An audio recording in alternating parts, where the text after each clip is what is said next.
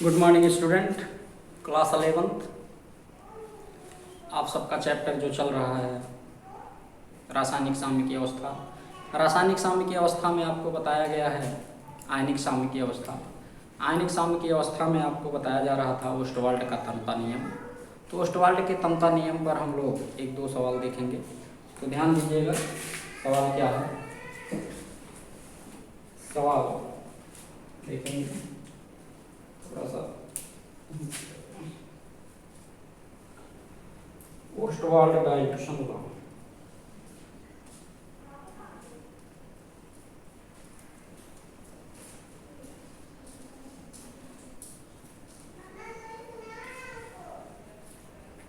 तो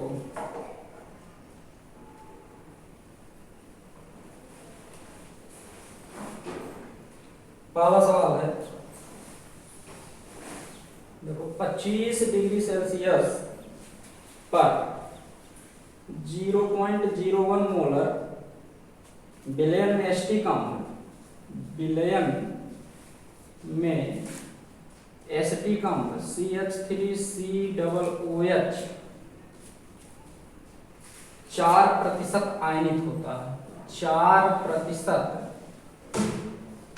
आयनित होता है। 4% आयनित होता है। एसिटिक अम्ल के आयनन स्थिरांक की गणना कीजिए। एसिटिक अम्ल के आयनन स्थिरांक की गणना कीजिए।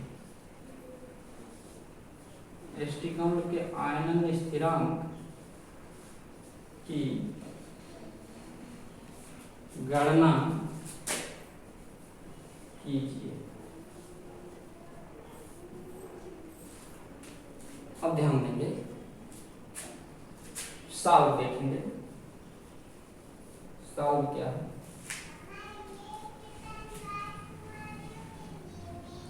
सूत्र है आपका K बराबर alpha square upon 1 minus alpha into बी। आपका क्या है, सूत्र है। सूत्र क्या है, alpha square upon 1 minus alpha into बी। अब अल्फा बराबर क्या है, 4%। तो 4% का मतलब हुआ क्या, 4/100 यानी 0.04। 0.04 और इसका मोलरता कितना दिया है, ध्यान देंगे। V कैसे ज्ञात करेंगे, आयतन बराबर होता है 1 क्या, मोलरता। तो 1/0.01 मोलर विलयन है ना, तो इसका आयतन कितना निकल गया, 100 लीटर। कितना निकल गया, 100 लीटर। अब वैल्यू आप क्या करेंगे, पुट करेंगे। ध्यान दीजिएगा, ये सूत्र है। सवाल हमारा है 25 डिग्री सेल्सियस ताप पर 0.01 मोलर विलयन में एसिटिक अम्ल 4% आयनित होता है। तो एसिटिक अम्ल के आयनन स्थिरांक की क्या करना, गणना। तो K बराबर alpha square upon 1 minus alpha into B. सूत्र बताया गया है। तो अल्फा वियोजन की मात्रा 4% यानी 4% माने 4/100 बराबर 0.04। अब अल्फा वियोजन की मात्रा निकल गया, तो V बराबर होता है 1 मोलरता, ये सूत्र होता है। तो मोलरता दिया 0.01, तो 1/0.01 यानी 100 लीटर। अब इसमें आप वैल्यू पुट करेंगे। अब वैल्यू पुट करेंगे तो क्या हो जाएगा, ध्यान देंगे। वियोजन की मात्रा क्या है, वियोजन स्थिरांक की गणना करना है। वियोजन स्थिरांक के की गणना करना है। तो ये हो जाएगा आपका, ध्यान देंगे, 0.04 स्क्वायर अपान 100 और उसके बाद 1 माइनस कितना, 1 माइनस 0.04। ठीक भाई, यही तो है। V का मान 100 रख दिया हमने, पहले रख दिया। 1 तो हमारा वन ही है। अल्फा वियोजन की मात्रा 0.04। इसी को आपको हल करना है। तो हल करेंगे, आ जाएगा 1.66 गुणे 10⁻⁻⁵। ये वियोजन की मात्रा निकल गया। क्या निकल गया, वियोजन की मात्रा। इस सवाल को आप लोग लगा लें। सवाल बहुत ही इंपॉर्टेंट है, बहुत ही बढ़िया है, ध्यान देंगे।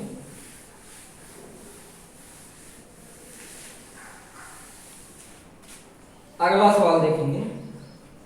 अगला सवाल इसी पर है।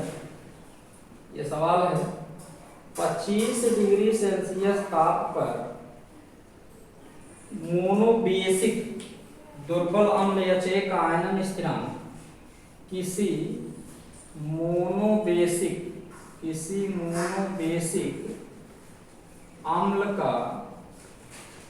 अम्ल HA का आयनन स्थिरांक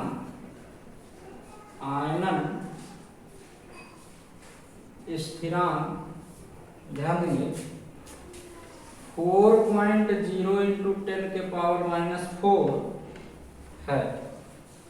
0.01 नॉर्मल बिलियन के आयनन की मात्रा ज्ञात कीजिए।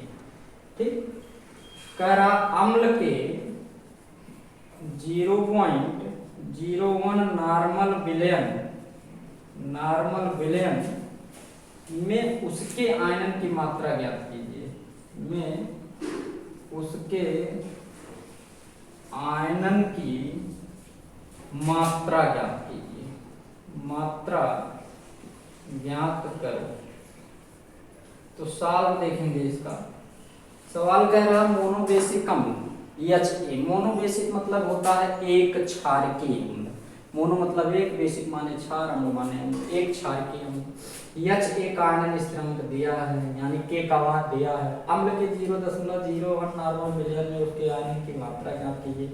तो सूत्र यहाँ जो लगना है, ध्यान देंगे, सूत्र जो हमारा लगेगा वो लगना है कैसे, ध्यान दीजिएगा कि K बराबर होता है α² है ना, और अल्फा बराबर हो जाएगा √kv। अब K का मान दिया हुआ है, आयनन स्थिरांक तो दिया है, K का मान दिया है, V हमें पता है। V कैसे पता है, ध्यान देंगे, V का मान कैसे निकालेंगे, ध्यान देंगे, नॉर्मलता दिया है 0.01, तो V बराबर होता है 1/क्या, नॉर्मलता।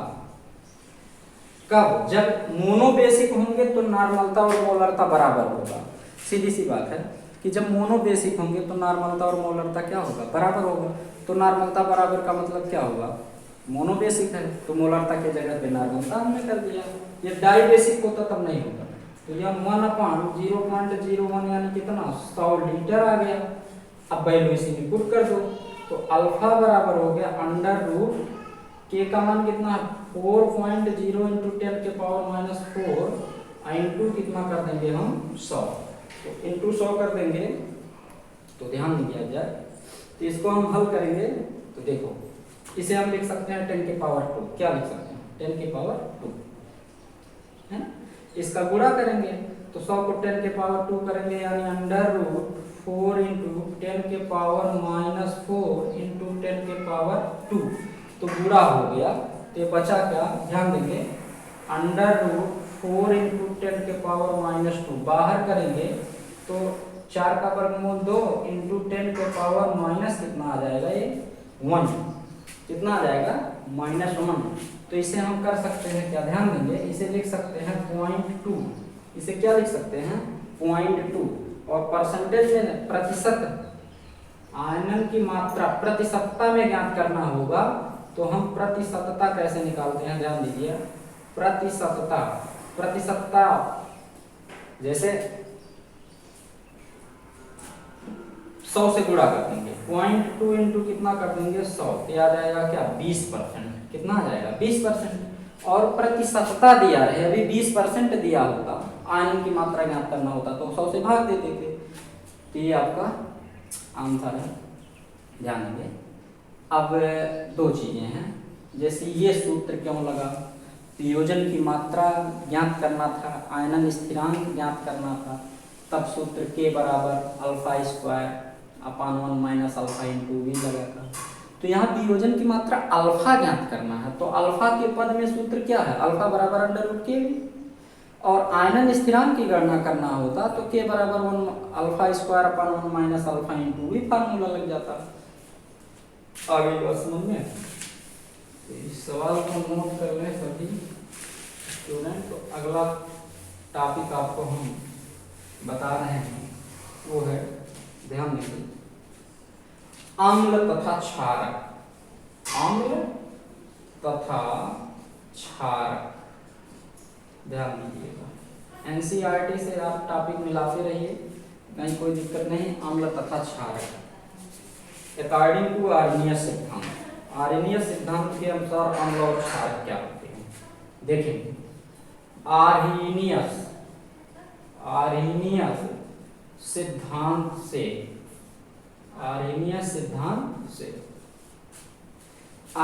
सिद्धांत से अम्ल और क्षारक की व्याख्या करना है, ध्यान दीजिएगा। आर्नियस के सिद्धांत अम्ल वे पदार्थ होते हैं जो जल में घुलकर हाइड्रोजन आयन देते हैं, उसे हम अम्ल कहते हैं। तथा क्षारक वे पदार्थ होते हैं जो जल में घुल करके OH आयन देते हैं, उसे हम क्षारक कहते हैं, ध्यान दीजिएगा। जैसे HCl है, HCl को हम किसमें घोल दें, जल में घोल दें, H2O में घोल दें, ये क्या करेगा, ध्यान दीजिएगा। ये जल में घुलेगा तो ये H आयन देगा, ठीक है। तो क्या हुआ, अम्ल, क्या हुआ, अम्ल। और NaOH इसे हम जल में घोल दें तो ये देगा OH आयन, तो क्या हो गया, क्षारक। आर्नियस सिद्धांत के अनुसार अम्ल वे पदार्थ होते हैं जो जल में घुलकर H आयन देते हैं, जबकि क्षारक वे पदार्थ होते हैं जो जल में घुलकर OH आयन देते हैं। जैसे NH3 है, ये जल में घुला तो ये क्या बना लिया, NH4 आयन प्लस क्या, OH आयन, तो NH3 क्या हो गया, क्षारक। NH3 क्या हो गया, क्षारक। ये अम्ल और क्षारक की क्या है, व्याख्या, ठीक। अब हम आपको बताते हैं उदासीनीकरण अभिक्रिया, ध्यान दीजिएगा। उदासीनीकरण अभिक्रिया,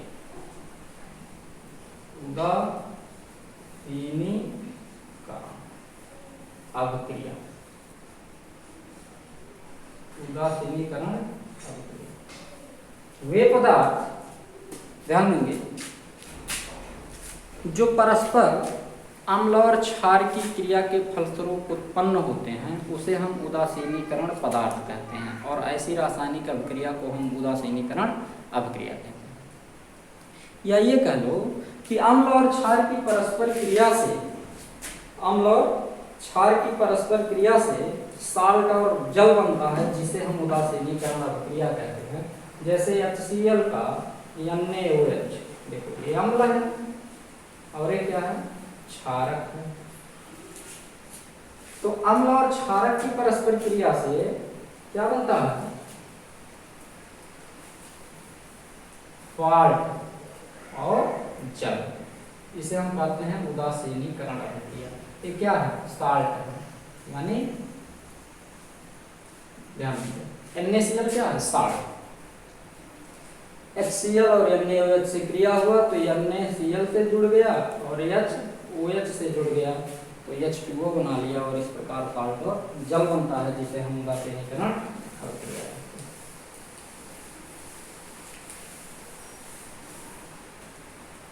अगला नंबर देखेंगे। अब आपका नया टॉपिक शुरू होगा, क्या, साल्ट। क्या शुरू होगा, साल्ट।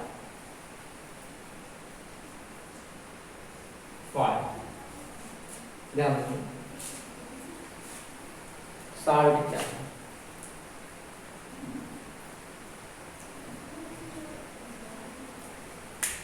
ध्यान रखिए।